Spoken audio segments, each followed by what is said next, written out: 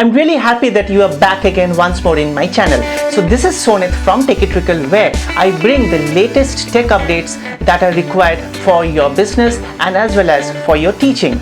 Now in today's episode, I'm going to show you how you can join as a student and how as a teacher you can send invites to your students so that they can join your class.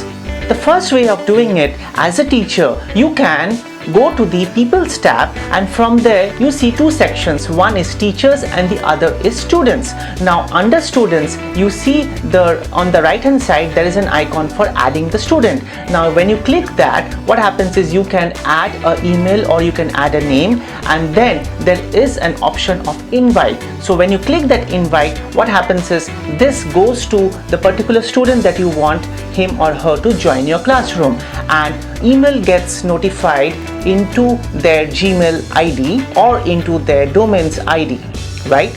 And they get to join the class from that email.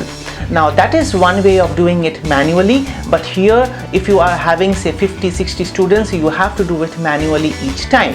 The other way of doing it is, once you are into the dashboard, into the main page under stream, you would see the code there. Now you can click that code and you can take that code, copy it, or you can go on the right hand side, there is a gearbox there. So you click that gearbox, and from there, if you see under the general settings, you will see the class code there. Now if you click that on the right hand side, you would see the option where it says display copy. So you can have it displayed in a bigger way in case you wanted to have it projected with a projector, or you can copy that code and you can give it to your students. Now also you can have the option of changing this particular code or having Google send you another code for that. So the way you do that is you click the reset. So once you click reset, the code gets automatically changed and it gets generated the next time.